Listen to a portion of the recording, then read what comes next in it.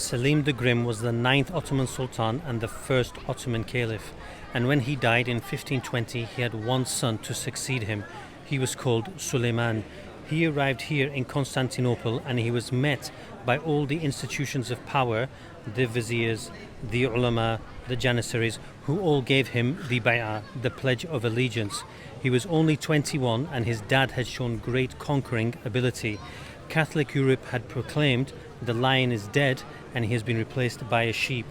How would this young man, with his dad's legacy to live up to, cope? Would he end up being the sheep of Europe, or would he end up being the shepherd of Europe? The rule of Suleiman can be looked at from three varying angles. Number one, wars and conquests. Number two, his effect on the city of Constantinople and the empire at large. And number three, his private life. In all these three areas there would be important ramifications during his lifetime and also way after his lifetime. His father, Selim the Grim, had expanded the empire so much that he had brought its borders into contact with two formidable foes. The first was in the west. That was the Catholic Holy Roman Empire, ruled by the Habsburgs dynasty, who were based in Vienna but also controlled lands in the Netherlands, Spain and the Americas. And in the east was the old ideological foe known as the Safavid Shahs of Persia. As for his city, it was in fine shape thanks to his great-grandfather Muhammad al-Fatih and what he had done with it, but here Suleiman would have more plans to take it to the next level. Because he was the only son, there was no civil war in the House of Osman when Selim the Grim died. However, the House of Osman was about to go a huge change, and this was all due to someone who was born way outside the borders of the Ottoman Empire. That there is the Maiden's Tower. It sits in the Bosphorus Straits, the stretch of water which connects the Black Sea in the east to the Sea of Marmara and then the Mediterranean in the west. The other end of the Black Sea was the Crimean Khanate, a Muslim empire who were vassals of the Ottomans here in Constantinople, and they used to raid Russian territories regularly, capture slaves and then sell them in the markets here in Constantinople. One day a Crimean ship was sailing down the Bosphorus and passed by the Maiden's Tower carrying a certain maiden. She was called Roxolana, a Russian redhead, and she was due to be sold into the Harem to become one of the many concubines of Suleiman. When she first got there, she wasn't too happy with her new environment, but she came to like the life of luxury that she was afforded. She was given a good education, instructed in Islam, and became Muslim. She was also taught the etiquettes and the role of a lady in the harem, and she would compete with the other ladies for the attention of Suleiman. Not every lady in the harem got a chance to be with the Caliph, only the ones he had observed and taken a liking to, and Roxolana was keen to impress.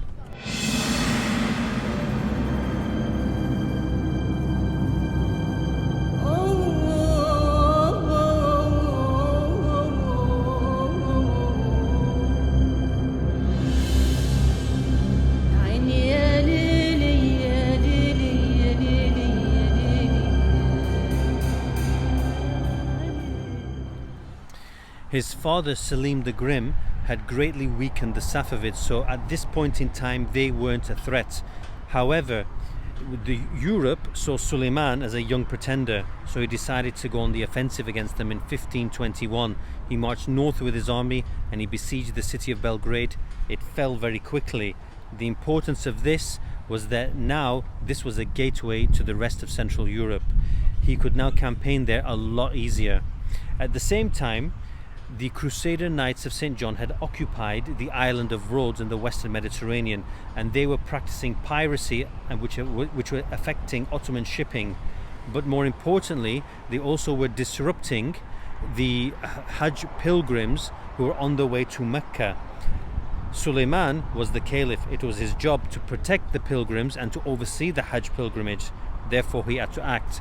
He took his army and he besieged the Crusaders on the island of Rhodes. And it was a very difficult siege. The Crusaders made it very difficult for the Ottomans, but in the end the Ottomans were successful. Suleiman, in an extreme act of mercy, allowed them to leave, and the Crusaders relocated to Malta.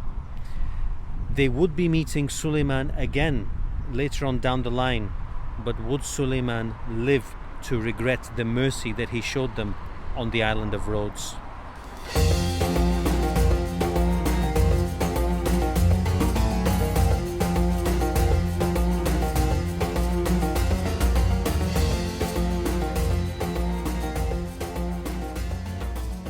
It's well known that the Sultan could have 4 wives and many concubines, and when Suleiman was first on the throne at the beginning of his reign, he had one wife called Mahidevran, and together they had a son called Mustafa, and Mustafa was the heir apparent.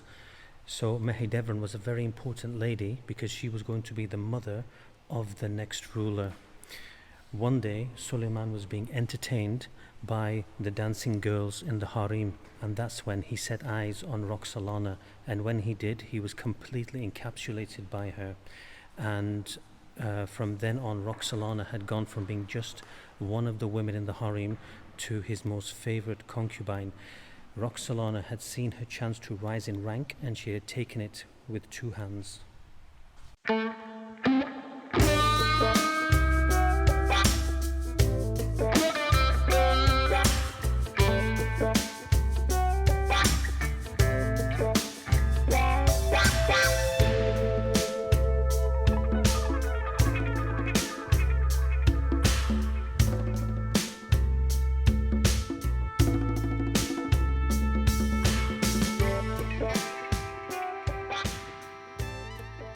In 1526, Suleiman was campaigning again in Europe.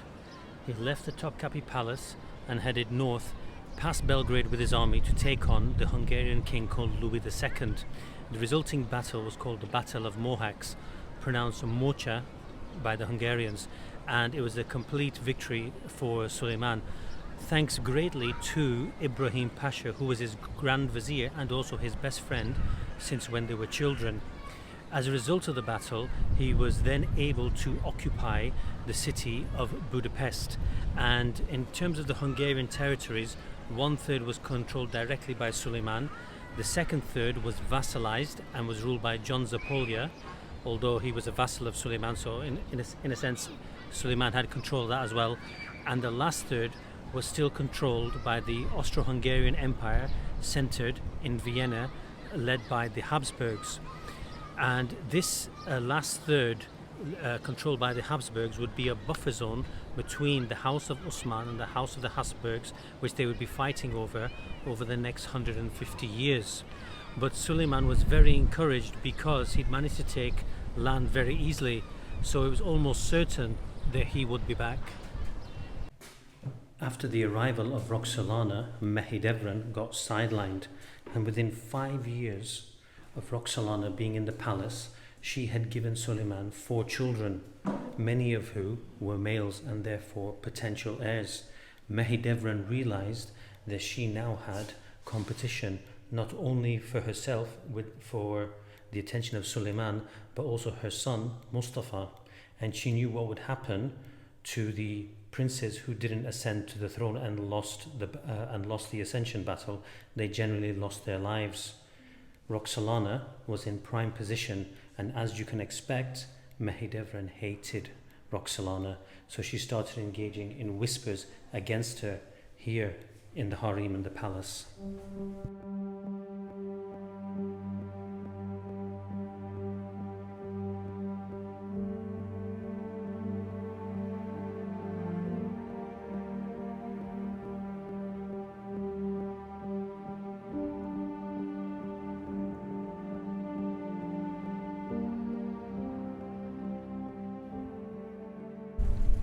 Between 1526 and 1529, the Austrian Empire, centered in Vienna, started to annex some Hungarian land, and this is when the vassal of the Ottomans, John Zapolya, appealed to Suleiman in Constantinople, and Suleiman gladly answered his call and marched north with his army. He crossed the buffer zone and arrived at the city walls of Vienna to besiege it. Unfortunately for him, that year there was torrential rain, which prevented the transportation of his large cannons, so he only had his light cannons with him. Was God on the side of the Austrians? Suleiman did have 100,000 soldiers, and when the king of the Austrians saw Suleiman with all his army, he fled the city straight away. So he was not like Constantine XI at all. The Austrians had big city walls, 20,000 soldiers defending the city and the river Danube to try and protect them. The siege started, and after a few days Suleiman sent a message to the Austrians inside the city, and he said, "Soon I will be having breakfast at your famous St. Stephen's Cathedral." And then the siege continued. But then bad weather set in, there was lots of rain, and Suleiman realized that he'd have to either win quick or go home. So he ordered one last frontal assault on the city walls, but it was not successful. Then the snow came and he had to retreat. The Austrians then sent Suleiman a message and said, "O Suleiman, your breakfast is getting cold." Although Suleiman had not managed to take the city, he had sent an important message to the Austrians. That message was, "Your capital city, your seat of power, is well within my striking range." All this would encourage Suleiman to come back again in the future someday.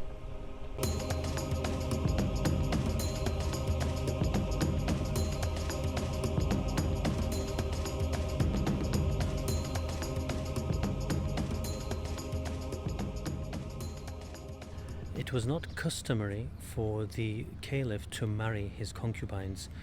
There was no need for it. The main reason why they were present in the harem was to provide heirs. But Roxolana was different. Because he loved her very much, he actually did marry her, and when he did, he gave her a title of chief consort called Accession Sultan, which came with some political power. And further to that, he actually made her one of his advisors. All this was completely unheard of. This Russian redhead, who initially was a slave girl in the Russian lands somewhere, had risen the ranks to from being a concubine to the chief consort, and now commander of great influence within the Ottoman court. One day, things boiled over between Roxolana and Mahidevran here in the palace, and it ended up in a catfight between the two of them, and Roxolana was seriously injured. As a result, she appealed to Suleiman, and after some time Suleiman decided he was going to banish Mahidevran from this palace and sent her with Mustafa, her son, to Manisa in Anatolia for him to govern a region over there. Now Roxolana would be the only lady who spent time with Suleiman here in the Topkapi. So she had his ears, his mind, but more importantly, she had his heart.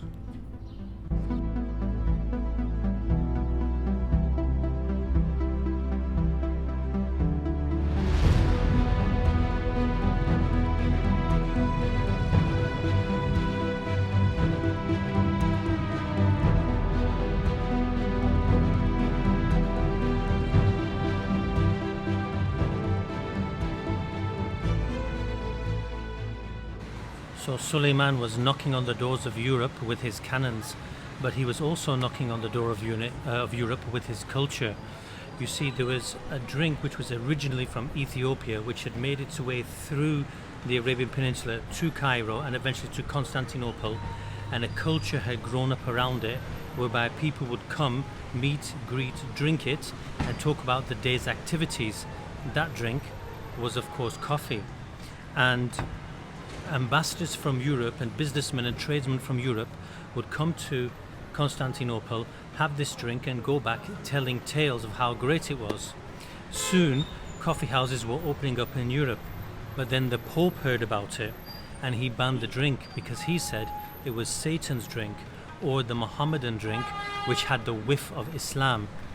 Eventually, another Pope came along and decided he wanted to try a cup of coffee and see what it was like, and when he did, he really liked it, so he remarked, "The devil's drink is so delicious, it would be a shame to let the infidels have exclusive rights to it. We should baptize the drink and cheat the devil." In the 1600s, London then had about 300 coffee houses open. So the next time you drink a cup of coffee, whether that's at home or in a coffee house. So remember, you're drinking the Mohammedan drink or the Muslim drink which the Ottomans gave to Europe. Bismillah. The Pope was right, it was delicious.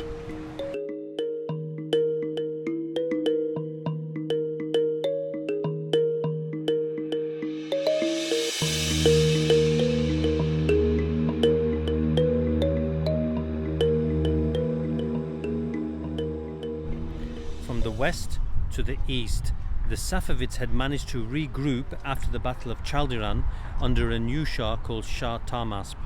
He had managed to take from the Ottomans two very important mountain border crossings with the objective of stopping Suleiman from reaching his capital Tabriz. So Suleiman decided in 1532 he was going to march east, and he took the capital of Tabriz again very easily. He then turned his attention south to another city called Baghdad, marched his army down and took that city very easily as well. The problem with Tabriz is that it was so far away from his capital, and the Safavids practiced a war of attrition around the city and scorched earth tactics, and therefore the Ottomans couldn't hold on to it, so they had to let go of it. But they would not let go of Baghdad. Baghdad was the capital of the former Abbasid Caliphate, and it was the first purpose-built caliphal city and the center of the Islamic Golden Age, and the last of the caliphal cities which the Ottomans did not hold, because they'd already taken Damascus, the former Umayyad capital, and Cairo, the former Fatimid capital. So they wouldn't be letting go of Baghdad because it was too prestigious for them. However, surrounding Baghdad are two areas or two cities. One is called Najaf and the other is called Karbala. Both of them were Shia holy sites, and therefore they had an ideological link with the Safavids, and because of this the Safavids and the Ottomans would have further confrontations.